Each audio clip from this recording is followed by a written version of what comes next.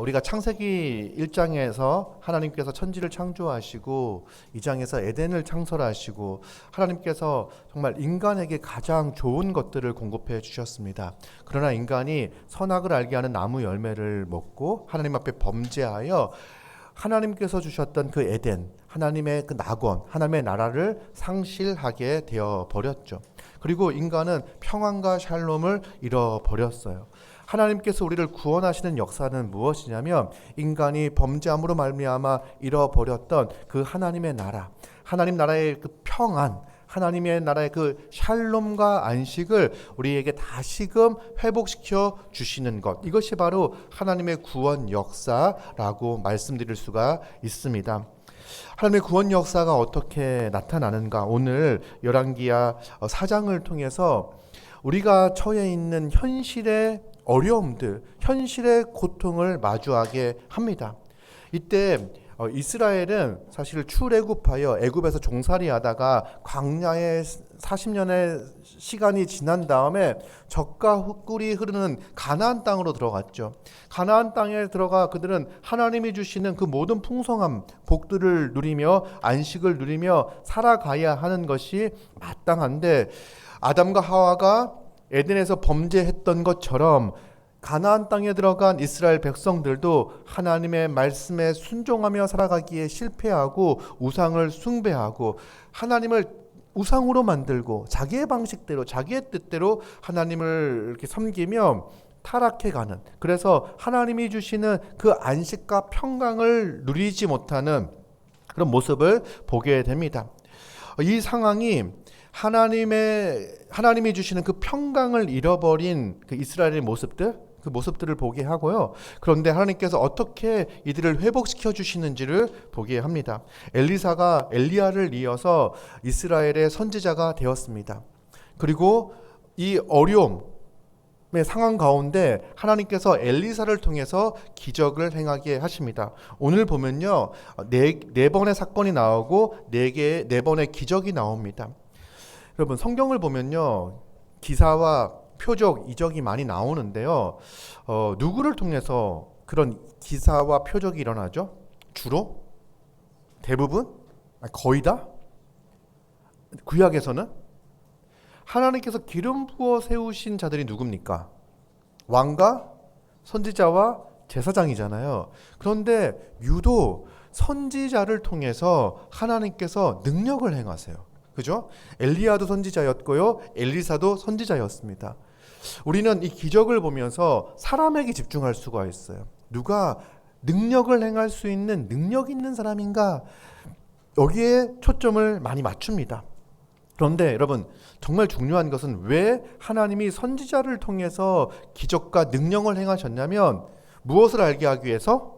하나님의 말씀이 능력이 있다는 사실, 하나님의 말씀이 죽었던 자를 살리시고 하나님의 말씀이 굶주린 자를 먹이신다는 것, 우리 인생의 부유와 풍요와 생명을 무엇이 가져다 주냐면 하나님의 말씀이 능력이 있다는 사실, 능력이 있기에 하나님은 선지자를 통해서 기사와 표적, 이적을 행하시는 것을 볼 수가 있습니다. 오늘도 말씀의 사람, 하나님의 사람, 선지자인 엘리사를 통해서 네 번의 기적이 일어나는 것을 보게 합니다. 이 기적을 통해서 하나님 우리가 인간이 잃어버렸던 그 에덴의 풍성함, 하나님 나라의 그 부요함, 풍성함, 이것을 어떻게 회복시켜 주시는지를 보게 합니다.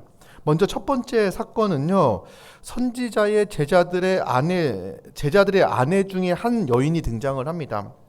참 기구합니다. 남편 결혼을 했고 두 아이를 두고 있는데, 남편은 선지자를 따라다니며 선지자를 섬기고 선지자로부터 배움을 받았던 선지자의 제자였습니다.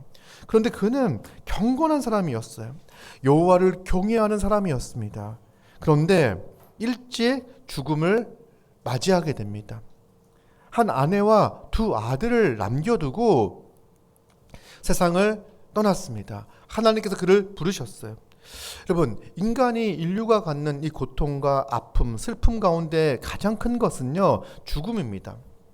여러분, 에덴의 상태를 이게 풍요와 풍성함의 상태라고 이야기하잖아요. 그 상태를 우리는 샬롬이라고 이야기합니다. 오늘 본문에 보면 두 번째 사건에서 이 평안하냐라는 표현이 나오잖아요. 이게 샬롬하냐, 샬롬이냐라고 묻는 거예요. 샬롬.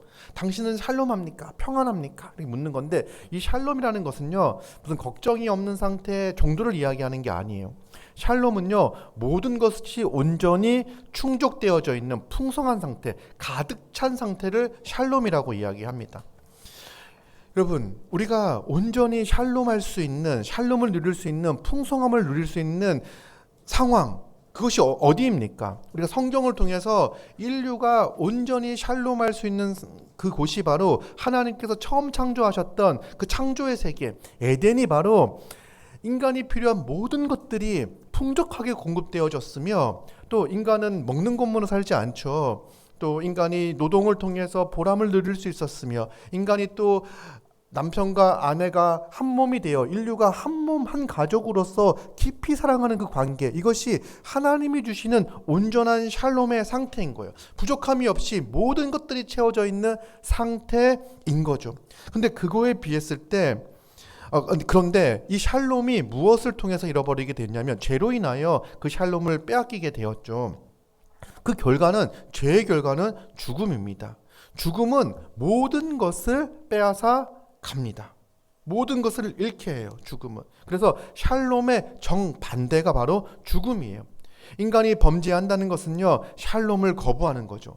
하나님이 주시는 샬롬을 거부하는 것, 이것이 바로 하나님을 대적한 결과입니다. 모습입니다. 그리고 인간은 하나님이 주신 그 샬롬을 거부하기에, 하나님의 주되심을 거부하기에, 인간은 그 끝이 하나님으로부터 오는 모든 좋은 것들이 공급이 끊어지고 죽음의 상태에 이르게 되는 거죠. 여러분, 그 에덴에서의 누렸던 그 샬롬의 상태를 보았을 때에 아담과 하와는 그곳에 만족하지를 못했어요. 그죠?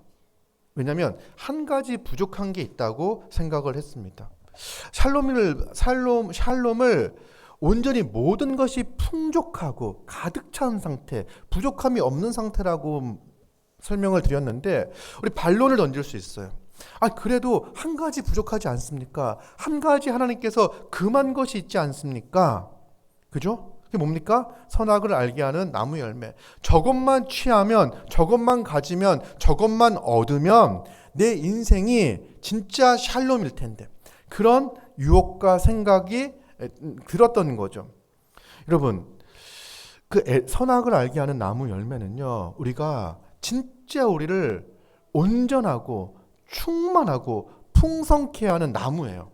왜냐하면 그 선악을 알게 하는 나무 열매는 먹음을 통해서 풍성함을 채우는 것이 아니라 하나님을 하나님으로 인정하는 것을 통해서 우리가 진짜 풍성한 존재라는 것, 이 모든 부요와 풍성함이 하나님께로부터 오는 것, 우리가 모든 것을 다 가졌어도요, 하나님을 잃게 되면, 하나님으로부터 떨어지게 되면 이 모든 것들이 아무것도 아니라고 하는 그 믿음의 고백을 하는, 하나님과 우리가 진정 어떤 관계인지를 분명하게 보여주는 것이 선악을 알게 하는 나무 열매였죠. 그런데 사단이 유혹합니다. 선악을 알게 하는 나무 열매를 먹어. 하나님이 너에게 모든 걸 줬다고 이야기했지. 근데 금한 게 있지 않아? 허락하지 않은 게 있지 않아? 라고 아담과 하와를 속입니다. 그리고 하나님을 거부해. 그리고 하나님의 자리에 네가 앉을 때 네가 진짜 행복할 거야. 그런데 인간이요, 하나님을 대적하고 하나님의 자리에 앉았을 때 그때 모든 것을 잃게 되고, 그때부터 염려와 불안과 공포가 엄습해 오게 됩니다. 삶의 기반이 다 무너져 버리게 되었습니다. 선악을 알게 하는 나무 열매는요, 그 모든 풍성함의 활용 정점이라고 이야기할 수 있고요, 선악이 알게 하는 나무였는요, 모든 그 풍성함의 근간이라고 할 수 있는 거예요. 왜냐하면 하나님과의 관계가 그것에 달려있기 때문에 그러합니다. 하나님은 선악을 알게 하는 나무 열매를 우리에게 주심을 통해서, 그것을 금하심을 통해서 하나님과 우리의 관계가 온전할 수 있도록 허락해 주셨던 거죠. 우리는 하나님으로부터 온전한 풍성함과 만족을 누릴 수 있습니다. 그러나 인간이 범죄한 이후에 인간의 삶에는요, 고통이 찾아오기 시작을 했습니다. 이 고통이 얼마나 끔찍하냐면요, 하나님을 경외했던 하나님을 참으로 경외하며 하나님을 위해 살아왔던 그 가정에도 이런 어려움이 찾아오게 된 거죠. 얼마나 힘들었냐면요. 남편이 잃고 경제적으로는 점점 빈궁해졌습니다. 그래서 먹고 살아야 되니 이곳저곳에서 빚을 얻어서 살았죠. 하루하루 연명하며 살아왔습니다. 그리고 여인으로서 어떤 일을 하더라도 그 빚을 갚아내기가 힘들었습니다. 그 빚은 점점 커져갔고 그 빚을 준 사람이 채권자가 찾아와서 이제는 더 이상 기다려줄 수가 없으니 두 아들을 종으로 데려가겠다라고 합니다. 그 두 아들을 팔아 그 빚을 갚으라고 이야기를 합니다. 그때 이 여인은 엘리사에게 부르짖습니다. 자기의 삶의 문제, 이 고통의 문제를 엘리사에게 의탁합니다. 그때 엘리사가 그 이야기를 듣고 묻습니다. 네 집에 뭐가 있냐? 그랬더니 그러니까 이제 정말 아무것도 없다는 걸 보여주는 거예요. 여종의 집에 기름 한 그릇 외에는 아무것도 없습니다. 진짜 이제 돈 되는 건 다 갖다 팔았고 이제는 기름 한 줌 남아 있습니다. 이 이야기를 해요. 그랬더니 이제 엘리사가 그러면 어떻게 하냐면 밖에 나가서 모든 이웃에게 그릇을 빌려라. 빈 그릇을 빌려라. 그리고 조금 빌리지 말아라. 많이 빌릴 수 있는 만큼 빌려라. 그리고는 두 아들과 함께 들어가서 문을 닫고 그 모든 그릇에 기름을 부어 차는 대로 옮겨 놓으라라고 이야기를 합니다. 여러분, 그리고는 이 여인은 그 엘리사의 말대로 순종하여 이웃에게 그릇을 빌려서 와서 문을 닫고 집에 들어가 문을 닫고 자기가 가지고 있던 이 기름을 그릇에 붓기 시작합니다. 근데 그 기름이 멈추지를 않는 거예요. 그리고 빌려온 모든 그릇에 기름이 꽉 찹니다. 그리고 이제 엘리사에게 묻습니다. 이제 어떻게 해야 됩니까? 그 기름을 팔아서 빚을 갚고 그 다음에 남은 것으로 이제 살아라. 그러니까 어마어마한 양의 기름이 나왔고 그리고 사람 2명의 몸값을 그 종으로 팔릴 몸값을 갚고도 또 생활할 수 있을 만큼의 넉넉하게 기름이 남은 거죠. 이 본문을 통해서 하나님께서 이렇게 말씀을 통해서 그 말씀에 순종할 때 그 여인이 당하고 있던 이 궁핍의 문제, 경제적 상황과 어려움을 해결해 주시는 것을 보게 됩니다.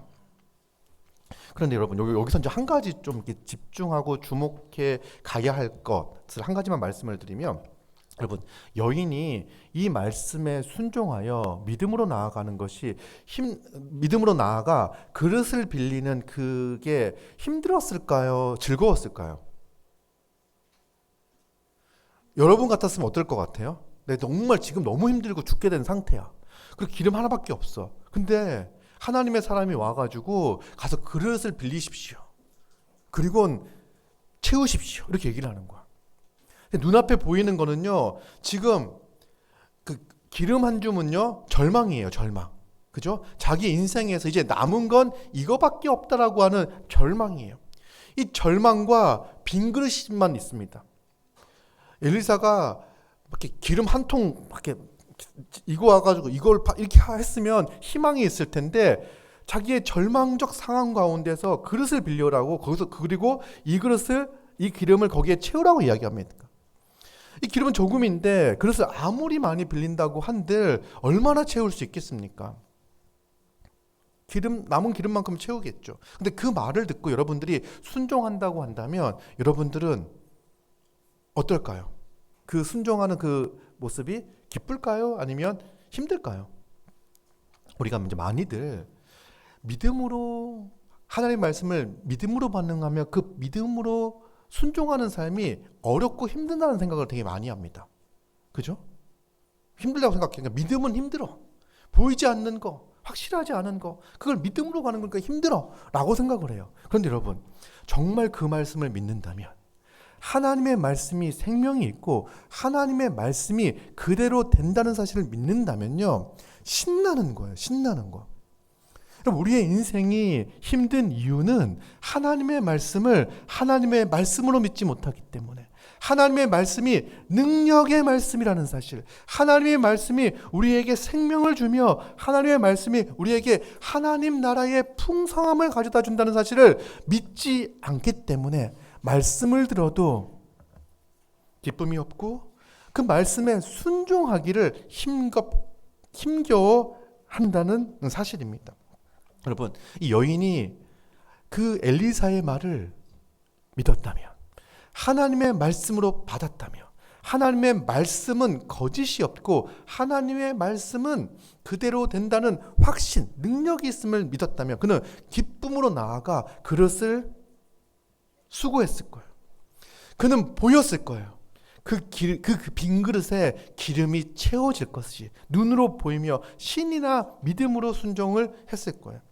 여러분, 신자는요 모험을 하잖아요. 어떤 모험이냐면 확실한 모험을 하며 나아가는 자들입니다. 내 상황이 지금 어렵고 힘들지만 하나님의 말씀이 힘이 있고 하나님의 말씀이 능력이 있다는 사실을 믿고 그 믿음에 순종하는 삶이에요. 그래서 그 사실을 보는 자들은요, 우리가 살아가는 삶의 모습들이죠. 우리가 말씀에 순종하여 살아가는 삶의 모습들이 있잖아요. 그 모습을 보는 다른 사람들은요 의아하게 생각해요. 드디어 미쳤구나. 그러니까 이제 그 기름의 그 그릇을 빌리러 가고 있는 그 여인의 빌리러 온 여인의 모습을 보고 사람이 어떤 생각했을까요? 정말 믿는다면 희망이 있겠죠.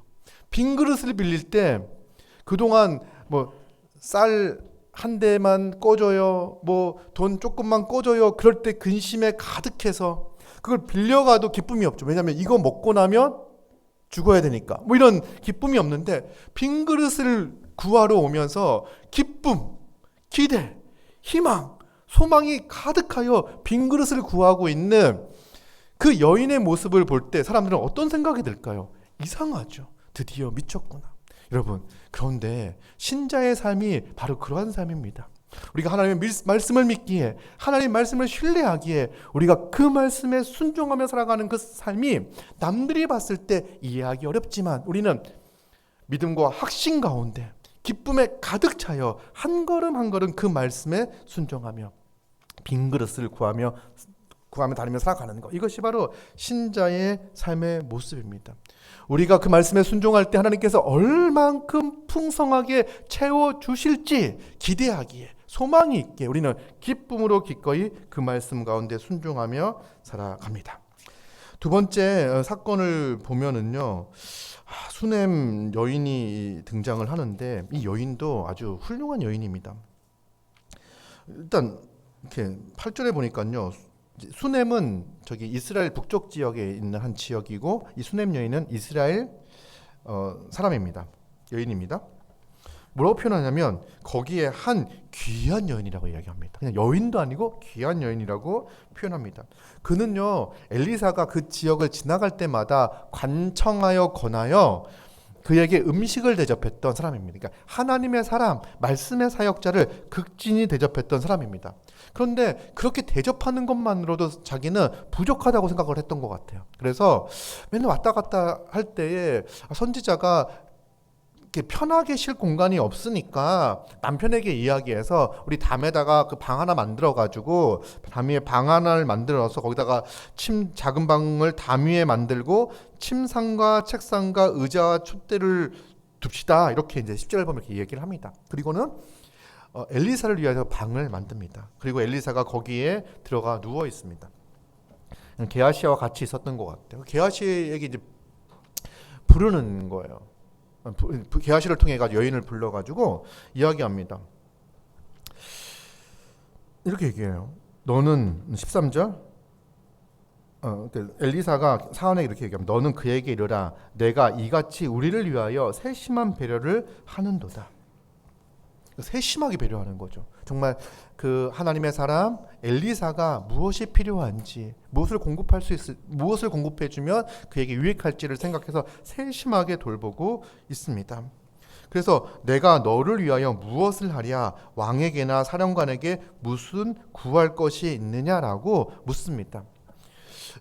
이거는 이제 엘리사도 그 여인을 위해서 뭔가를 해주고 싶었던 게 있었던 것 같아요. 근데 특징이 하나님께 무엇을 구할까 이렇게 묻지 않고요. 왕이나 사령관에게 뭐 구할 것이 있냐, 필요한 것이 있냐라고 이제 묻습니다. 그래도 여인이 뭐라고 대답하냐면 나는 내 백성 중에 거주하나이다라고 이야기를 해요. 저는 그냥 평범하게 살아갑니다. 저는 백성들과 내 동족들과 이렇게 살아가는 것으로 만족합니다. 내가 당신에게 이렇게 하는 것이 뭔가 부족하기 때문에 뭔가 더 얻기 위해서 하는 것이 아닙니다. 나는 하나님의 사람이 하나님의 사역을 잘 감당할 수 있도록 돕는 것, 그거 하나만으로 저는 기쁘고 만족합니다. 뭐 이렇게 표현하는 거예요. 그러면서 이제 엘리사가 그를 위하여 무엇을 할까? 이렇게 많이 이제 배려하고 섬김을 받으니까 그런 고민을 하는 거예요. 근데 게하시가 그 얘기를 듣고선 게하시가 이제 그 얘기를 듣고 여인에겐 아이가 없고 남편도 늙었고 그래서 좀 이렇게 이제 아이가 없습니다. 이제 불임의 상태입니다. 이렇게 얘기를 해요. 그랬더니 이제 다시 불러서 엘리사가 얘기합니다. 한 해가 지나 이때쯤 되면 네가 아들을 낳을 것이다 라고 이야기하고 아들을 약속합니다. 그리고 그 다음에 아들을 낳아요. 그런데 하나님께 이제 그 여인이 자기가 이 불임의 상태, 아이가 없는 것이 고통의 상태인데 아이가 없는 걸 가지고 엘리사에게 묻지 않았습니다. 그는 그냥 이렇게 자족하는 삶? 이런 삶을 살았던 여인인 것 같아요. 그러면서 엘리사가 그런 얘기를 했을 때 막 기뻐하면서 내가 엘리사를 잘 대접했더니 하나님께서 나에게 아들을 주시겠다라고 약속하셨어 라고 기뻐하지도 않고 저를 속이지 마세요. 농담도 지나치십니다. 이렇게 얘기를 해요. 그리고는요 아이가 그 다음에 생깁니다. 근데 그 아이가 자라다가 조금 이제 컸을 때 추수할 때쯤 됐을 때에 아버지에게 가가지고 이렇게 얘기합니다. 내 머리야 머리 두통 뭐 이렇게 얘기를 하는 것 같아요. 그리고 아버지가 이제 일하러 왔는데 얘가 막 아프다 머리 아프다 그러니까 이제 가서 엄마한테 가 있어 그랬더니 엄마 무릎에 앉아서 좀 있다가 죽어버립니다. 충격적이잖아요, 그죠? 정말 큰 슬픔이 이제 엄습해 오는 거예요. 근데 엄마는 되게 태연하게 대처를 합니다. 그리고 그 아이를 그 엘리사의 방에다가 침상 위에 누워두고선 거기는 이제 자주 출입하던 곳이 아니었던 것 같아요. 그리고 남편에게 말하지 않습니다. 아이가 죽었다는 사실을 말하지 않고는요 남편을 불러가지고 사한 한 명이랑 나귀 한 마리를 내게 주어서 하나님의 사람에게 가도록 하십시오라고 얘기를 해요. 남편이 지금은 그 선지자를 만날 때도 아닌데 초하루도 아니고 안식일도 아닌데 왜 오늘 그에게 가서 만나려고 합니까? 라고 물으니까 평안을 비나이다 이렇게 얘기를 해요.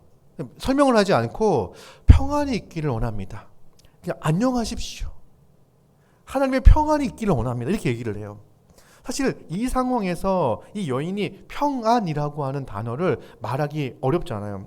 그리고 여인은요 마음의 심적인 상태는요 급한 상태였어요. 그럼 뭘 볼 수 있냐면 24절 보니까 안장을 지우고 자기 사환에게 이르되 몰고 가라. 내가 말하지 아니하거든 나를 위하여 달려가기를 멈추지 말고 계속 가. 멈추지 말고 달려가 라고 이야기를 합니다. 그러니까 빨리 엘리사를 만나고 싶은 거예요. 그러니까 그 여인의 그 심정은 마음은 그 급함, 조급함, 그리고 슬픔, 내적인 갈등이 있는 상태고, 근데 겉으로 표현되는 건 평안한 상태예요. 여러분, 이거는요 여인이 하나님을 믿었기 때문에 평안하다, 아무 걱정 없다, 염려 없다 라고 보기는 어렵습니다. 이거는요 심정적인 상태는 슬픔의 상태, 그리고 조급한 상태, 이런 상태예요. 그런데 그의 말로 고백하는 건 평안하다라고 이야기하는 건요 신앙의 상태예요. 믿음의 상태예요. 그가 평안할 수 있는 것은 뭐냐면 그와 함께 하신 하나님의 섭리와 하나님의 주권과 하나님의 인도하심 가운데 자기의 인생이 달려있다는 거. 자기가 어려움이 생겼을 때 하나님께 찾아가 하나님께 물을 수 있다라고 하는 거, 이것이 바로 그에게 평안의 근거가 되는 거예요. 내가 엘리사만 만나면 아들이 다시 살아날 거야 라고 하는 믿음 때문에 평안한 것이 아닙니다. 여러분, 우리가 어떤 문제가 닥치면 다 잘 될 거야, 문제가 없어, 다 나을 거야, 걱정하지 마, 네 인생은 잘 될 거야 라고 하는 것으로 우리가 위안을 받는 게 아니에요. 우리의 인생은 반드시 잘 될 거라고 확답할 수 없는 그러한 인생입니다. 그럼에도 불구하고 우리의 인생이 평안하다라고 말할 수 있는 것은요, 하나님이 우리와 함께 하시며 우리의 믿음이, 우리의 시선이 하나님을 향하고 있기에, 우리가 그리스도 안에 있기에, 성령이 우리와 함께 하시며 우리를 인도하고 계시기에, 하나님의 주권과 하나님의 섭리와 하나님의 인도하심을 믿고 있기에, 내가 이해할 수 없는 상황, 내가 이해할 수 없는 형편 가운데에서도 평안하다라고 믿음의 고백, 신앙의 고백을 할 수 있는 거예요. 우리의 마음은 불안하고 요동치고 그런 상황 가운데서도 하나님이 살아계시기에, 하나님이 함께 하시기에, 하나님의 선한 인도하심을 신뢰하기에 평안합니다라고 고백할 수 있는 거예요. 그리고는 갈멜산에 이르렀더니 이제 하나님의 사람에게 나아갑니다. 이제 엘리사가 멀리서 보고선 사안을 보냅니다. 게하시를 보냅니다. 그리고 그를 만나거든 평안하냐? 내 남편이 평안하냐? 아이는 평안하냐라고 물으라고 이야기합니다. 그렇게 물어봐요. 그랬더니 대답을 평안하다고 이야기합니다. 사실은 평안한 상태가 아니잖아요. 그리고 이걸 물어봤다고 이야기가 3번, 너는 평안하냐? 남편은 평안하냐?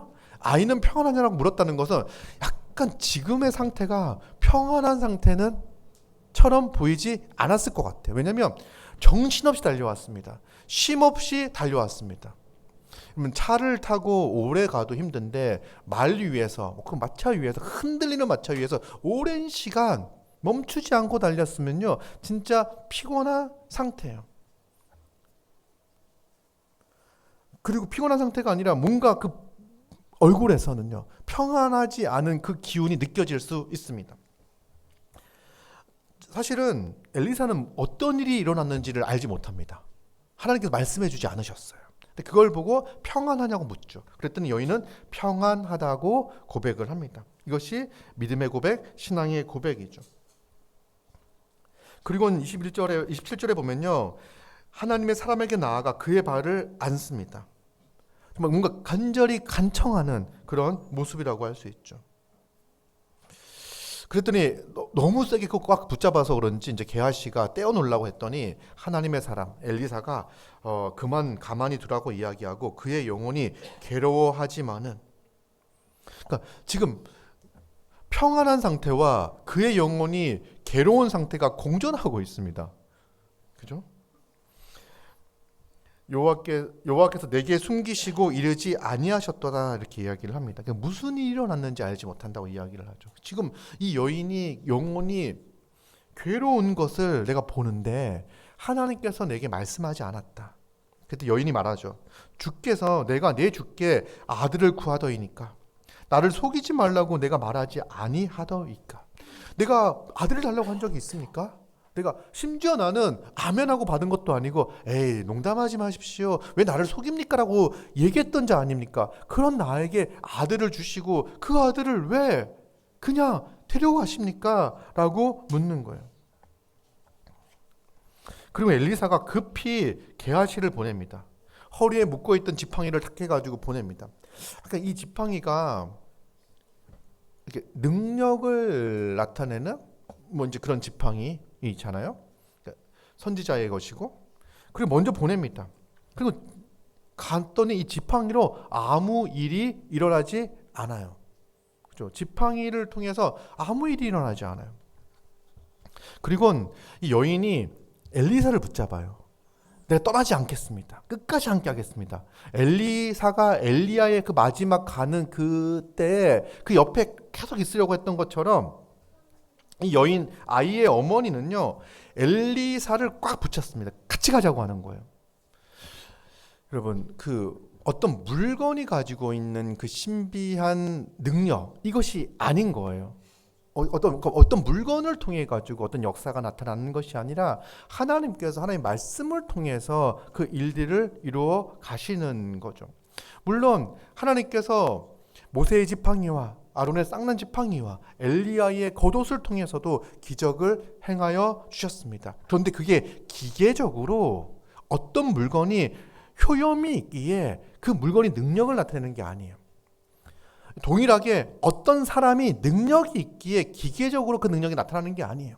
이 모든 것들, 그래서 우리가 조심해야 되는 것은 무엇이냐면 하나님을 섬긴다고 하면서도 하나님 아닌 다른 그 대상을, 물건이든 사람이든, 이것을 너무 특별하게 신비하게 생각하는 것은요, 우상 숭배의 모습일 수가 있는 거예요. 그걸 통해서 하나님이 일하심을 봐야 하는 거죠. 엘리사를 이렇게 붙들고 같이 있겠다고 하니까 엘리사가 일어나서 여인을 따라서 갑니다. 그러나 이제 게하시가 그 지팡이로 했을 때 아무 일도 일어나지 않았다라고, 아이가 깨지 않았다고 이제 보고를 하죠. 그리고 엘리사가 그 집에 들어갑니다. 그리고는요, 죽은 아이의 몸 위에 자기를 엎습니다. 이제 엘리야가 예전에 했던 건데 엎습니다. 그리고는 있었더니 아이의 살이 차차 따뜻해져요. 근데 아직 살아나진 않았어요. 다시 일어나가지고 그 집안을 조금 어슬렁 거리다가 다시 아이의 그 시체 위에, 몸 위에 몸을 엎드립니다. 그랬더니 이제 아이가 7번 재채기를 하고 눈을 뜹니다. 완전히 깨어난 거죠. 하면서 이제 깨어났어요. 살아났어요. 그리고 어머니가 그 아이를 안고 나갑니다. 이게 이제 두 번째 사건이에요. 그러니까 생명을 주시는 하나님이죠. 생명을 주신, 그러니까 죽음을 생명으로 바꾸시는, 그러니까 생명이 없던, 아이가 없던 그 가정에 생명을 허락해 주셨고, 그 죽었던 아이를 다시 살리심으로 말미암아 하나님께서 그 인간의 불순종으로 말미암아, 죽음으로 말미암아 평안이 깨어져 버렸잖아요. 그죠? 이 가정에 아이의 죽음으로 말미암아 어머니는 영원히 괴로운 상태가 되었습니다. 하지만 하나님께서 그 가정에 평안을 허락해 주셨습니다. 이 사실을 보여주는 거예요. 하나님만이 우리에게 생명을 주시며 평안을 주시는 분이시라는 사실을 이 본문에서 보여주죠. 그리고 뒤에 두 가지 더 기적이 나옵니다. 하나는 흉년이 듭니다. 흉년이 들었다는 것은요, 모두가 궁핍해졌다는 것. 첫 번째 사건은요, 이 빈부의 격차가 나오는데 이제 드디어 모두가 평등해졌습니다. 다 먹을 게 없는 흉년의 상태가 왔어요. 그리고는요, 누가 들에 가가지고 이렇게 이제 채소를 캡니다, 한 사람이. 그리고 들호박을 따가지고 옷자락에 채워가지고 돌아와서 국을 끓입니다. 근데 사람들은 뭐가 들어갔는지 잘 몰라요. 그래도 먹을 게 있으니까요, 허겁지겁 먹었겠죠. 그랬더니 이상합니다. 이렇게 거품이 나고 구토가 나고 뭐 이런 상황이에요. 야, 여기 독이 들어있네. 이 들채소에서 독이 있는 들채소를 끓여가지고 먹은 거예요. 여러분, 이 공동체가 음식을 누가 구해 왔을 때 얼마나 기뻤겠습니까? 그리고 그 음식이 끓는 그 소리와 그 냄새를 보면서 희망을 갖지 않았겠습니까? 그리고 한 소씩 한 그릇씩 퍼가지고 그것을 먹을 때 얼마나 그 식탁의 공동체, 기쁨의 공동체, 우리의 흉년 가운데, 이 어려움 가운데서도 하나님께서 먹을 것을 공급해 주시는구나라는 생각을 하지 않았겠습니까? 근데요, 그걸 먹었을 때 죽음의 기운이 그 먹은 모든 사람들을 엄습해 옵니다. 이제 우리가 죽게 되었다. 죽음의 독이 이 솥에 있습니다라고 묻었어요. 그랬더니 이제 엘리사가 밀가루를 넣으라고 얘기를 해요. 밀가루를 넣었더니 그 독이 해독이 되어지고, 그걸 또 먹었더니 이제 말짱해진 거예요. 여러분, 흉년도 그렇고 이제 인간이 범죄했을 때 땅이 저주를 받죠. 그래서 가시덤불과 엉겅퀴를 낸다고 이야기합니다. 그리고 채소가 인간을 풍성하게, 그러니까 하나님께서 인간에게 모든 과일과 채소를 먹도록 허락해 주셨잖아요. 근데 이제 인간이 범죄함으로 말미암아 하나님이 주셨던 그 풍성함이 상실되어지고, 이제는 채소 또한 아무거나 마음대로 먹을 수 없는 그런 상태가 되었습니다. 이게 인간이 범죄로 말미암아 인간이 겪고 있는 이 궁푸의 상태를 보여주는 거죠. 그러나 말씀에 순종하여 가루를 거기에 넣었더니 먹을 수 없었던 그 채소가, 그 국이 먹을 수 있는 상태로 바뀌는 거. 그래서 하나님께서 풍족하게 채워주신다는 것을 이제 보게 하는 이제 본문이죠. 이 궁핍의 상황, 땅이 엉겅퀴를 내고 있는 상황 가운데 하나님께서 말씀을 통해 회복하여 주시고 우리에게 그 에덴에서 누렸던 그 부유함과 풍성함을 누릴 수 있도록 하나님께서 우리를 인도해 가신다라고 하는 그 기대와 소망을 가지게 하는 그 본문입니다. 마지막에는요, 네 번째 나오는 사건은 한 사람이 그 바알 사리사에서부터 와가지고 처음 만든 떡, 이 보리떡 20개를 가지고 옵니다. 그리고 자루에 채소를 담아가지고 가져와요. 그리고는 엘리사에게 줍니다.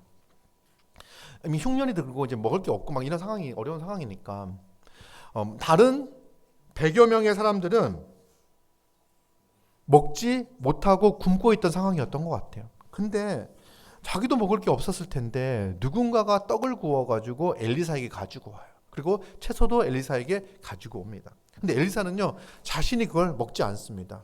그리고는 사람들에게 나누어 주라고 이야기를 합니다. 풍족한 상황이 아닙니다.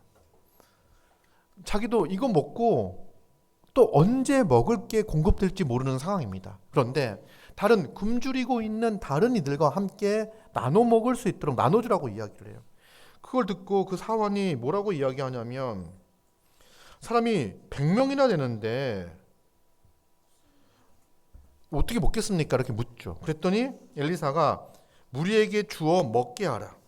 여호와의 말씀이 그들이 먹고 남으리라 하셨느니라. 하나님의 말씀이 이걸 주면 그들이 먹고 남을 거야 라고 말씀하셨어. 그랬더니 믿음으로 줘라고 얘기를 하는 거죠. 그랬더니 주었더니 여호와께서 말씀하신 대로 먹고 남았습니다. 여러분, 오늘 본문을 보면요, 상당히 많은 부분이 예수 그리스도가 행하셨던 그 사역과 연결되어지는 것을 보게 됩니다. 그렇죠?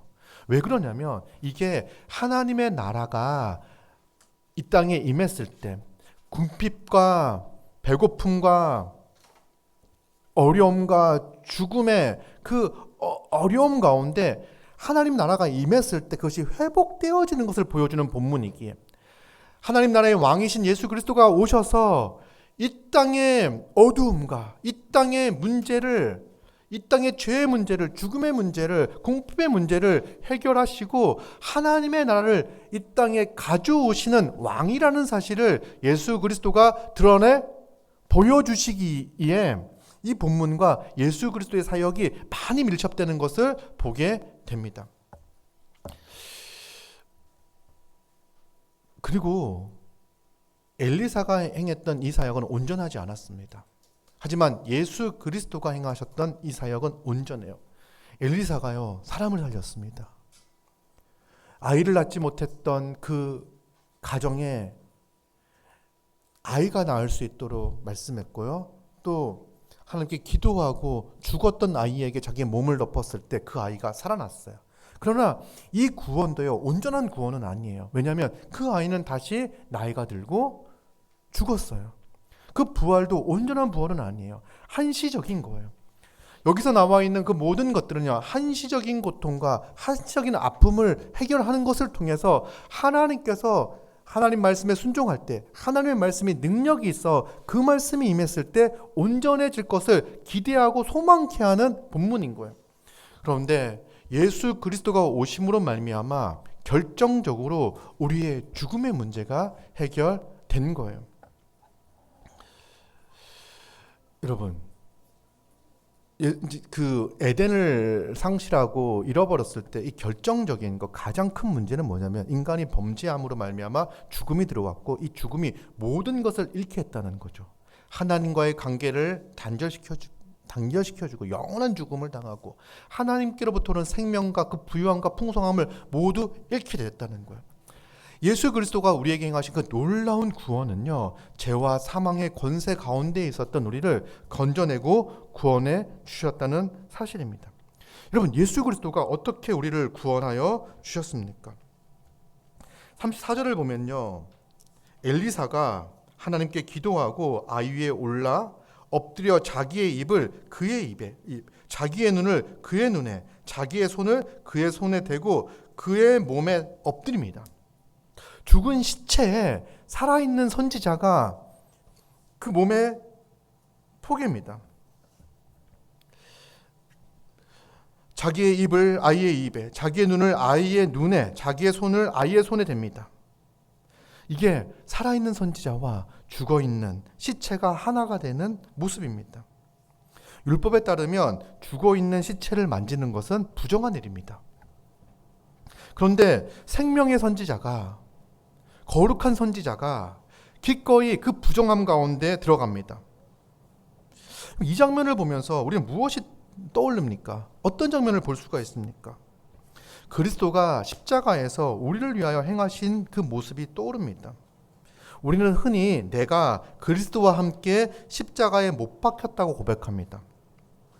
맞습니다. 우리는 믿음으로 말미암아 그리스도와 연합합니다. 그리스도의 연합에, 그리스도의 그 죽음에 참여합니다. 그러나 오늘 본문은요, 한 단계 더 들어간 그 이미지, 진실을 보여줍니다. 야, 우리가 믿음으로 그리스도와 연합한 거야, 이게 아니에요.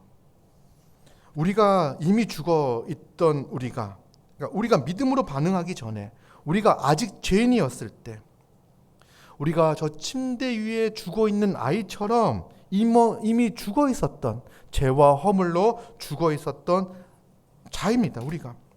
우리의 영혼은 죄로 인해 딱딱하게 굳어 있었고, 우리의 몸은 사망의 권세로 차갑게 식어져 있었습니다. 스스로 힘으로 눈을 뜰 수도 없었고 손을 움직일 수도 없는 절망적인 시체의 상태, 죄와 허물로 죽었던 우리였습니다. 그런 우리를 우리 주님이 찾아오셨습니다. 그리고 그 십자가 위에서, 여러분, 그 십자가에 우리가 달려있는 십자가예요. 우리의 죄로 내가 달려있는 그 십자가예요. 그 십자가 위에 우리 주 예수 그리스도께서 자신의 그 몸을 포개시고 그 거룩하고 뜨거운 몸으로 그 죄로 얼어붙은 우리의 몸에, 죽어있는 우리의 몸을 포개셨습니다. 이것이 바로 내가 그리스도와 함께 십자가에 못 박힌 모습입니다. 여러분, 이때 놀라운 교환이 일어났습니다. 나의 차가운 죽음이 그분에게로 넘어갔고 그분의 뜨거운 생명이 내게로 흘러들어왔습니다. 나의 죄와 저주는 그분에게로, 그리고 그분의 의로움과 영광은 내 몸으로 나에게 전가되었습니다. 예수 그리스도께서 십자가에서 차갑게 식어 가셨기에 오늘 우리가 따뜻한 생명, 영원한 생명을 얻게 된 것입니다. 이것이 십자가이며 이것이 복음입니다. 우리 주님의 생명이 나의 죽음을 덮어버린 이 사건 때문에 우리는 다시 살아났습니다. 여러분, 그 부모가, 어머니가 가졌던 그 절망의 상황, 그것이 우리의 상태의 모습이었습니다. 여러분, 그 어머니는 아들이 죽었을 때 혼비백산이 되어 엘리사를 찾아왔습니다. 하나님의 사람을 찾아왔습니다. 그리고 하나님의 사람에게 의탁합니다. 그 심정, 그 영혼이 괴로운 상태, 하나님께서 죄로 인하여 죽은 우리를 보았을 때 하나님께서 안타까워하시며 불쌍히 여기시며 긍휼히 여겨 주셨습니다. 그래서 그의 사랑하는 아들 예수 그리스도를 우리를 위하여 보내주셨죠. 그리고 우리에게 새로운 생명을 공급해 주셨습니다. 이제 우리는 그리스도 안에서 살아나 새로운 삶을 살아가는 존재가 되었습니다. 여러분, 근데 우리가 이 땅을 살아갈 때 그리스도가 오셔서 우리에게 샬롬, 진정한 샬롬을 허락해 주셨습니다. 그러나 우리는 지금 이미야 아직 가운데 살아가고 있죠. 이미 우리는 그리스도를 통하여 영원한 생명을 받은 자입니다. 하지만 아직 완성되지는 않았어요. 언제 완성됩니까? 예수 그리스도가 다시 오셨을 때 완성될 거예요. 여러분, 우리가 예수를 믿는 거는요, 이미 임한 이 시대 가운데, 하지만 아직 완성되지 않는 시대 가운데 살아가는 거예요. 아직 완성되지 않은 것을요, 이 땅에서 다 누리려고 하면 안 됩니다. 나는 이 땅에서 죽음도 피하고 배고픔도 피하고 모든 어려움을 다 피하는 상태로 살아갈 거야, 이게 아니에요. 그 상태는요, 예수 그리스도의 재림을 통해서 우리에게 주어질 겁니다.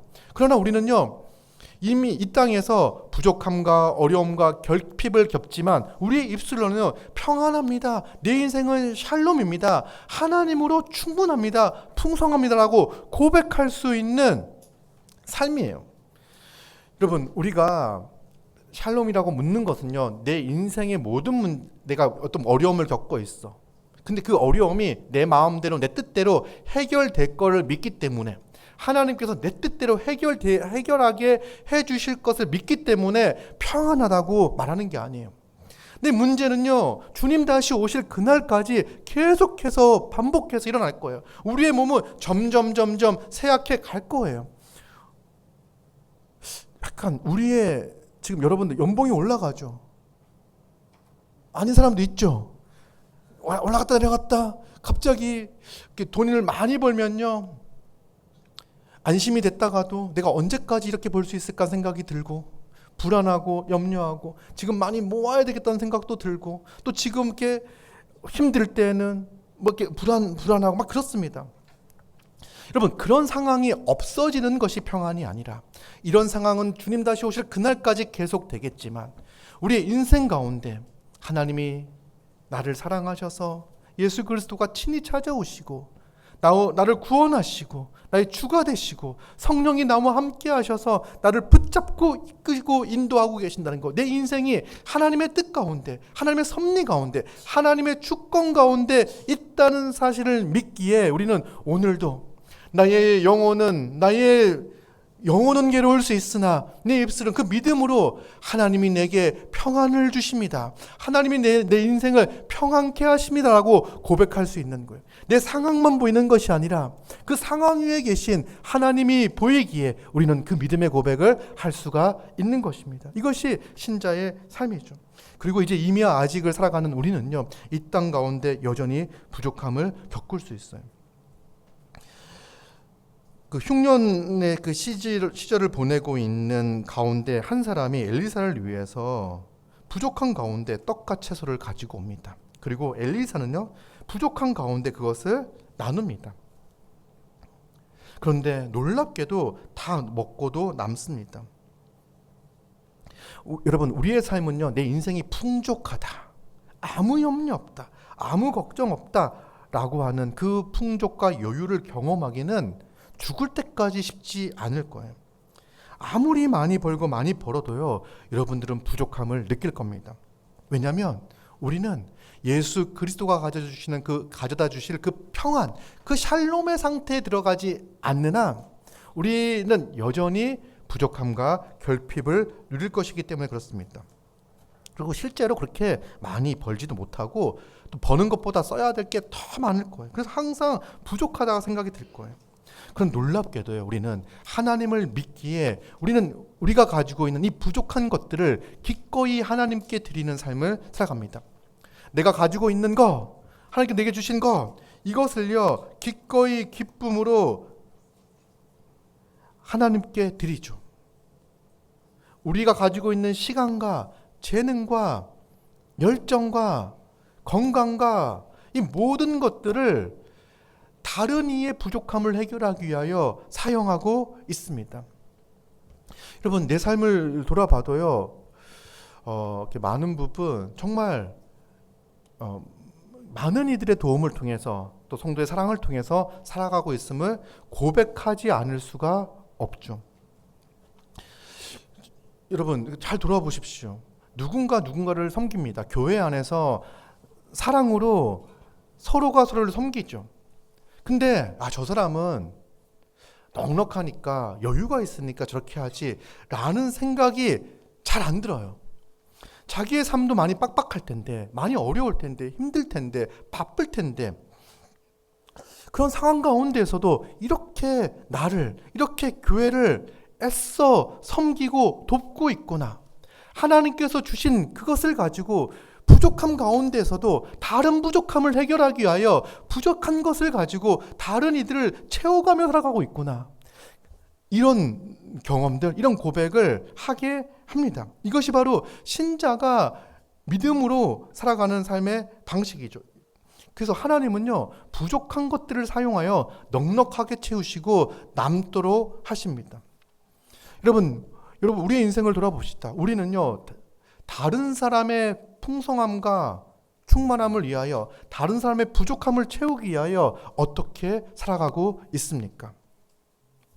도움을 받는 건 참 많이 있는 것 같은데, 그렇죠? 어떻게 저런 상황 가운데서도 저렇게 다른 사람을 섬기고 도울까라는 생각이 들죠.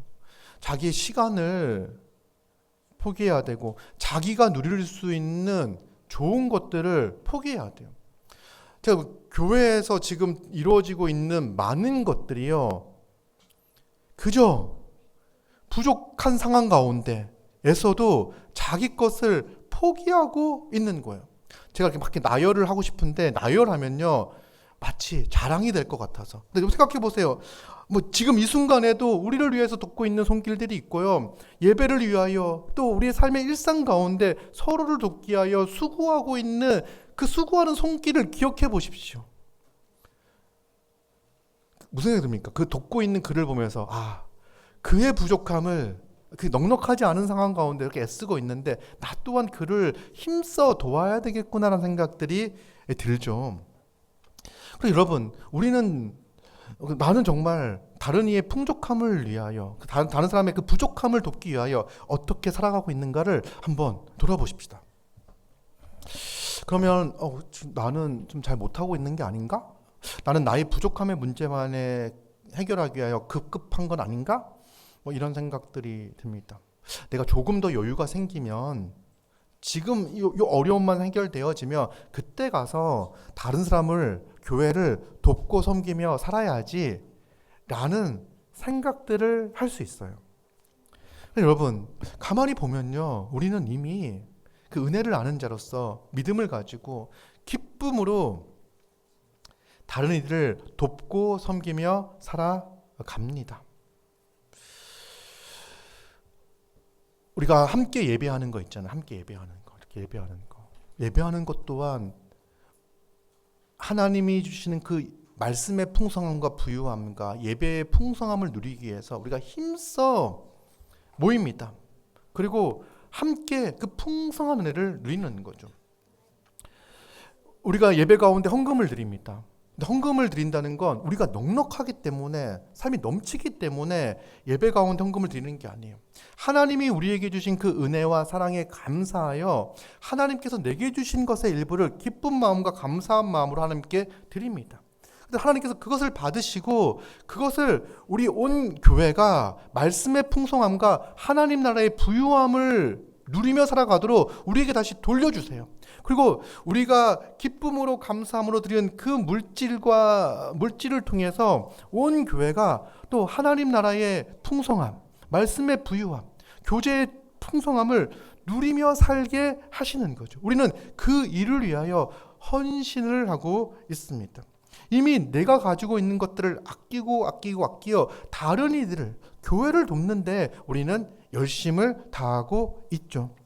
그리고 예배가 마치면요, 모두가 이 말씀의 부족함 가운데서 허덕이지 않도록 하나님의 말씀이 능력 있다는 사실을 믿고 받은 말씀들을 기억하고 모두가 말씀의 부유함과 풍성함을 누릴 수 있도록 말씀을 나눕니다.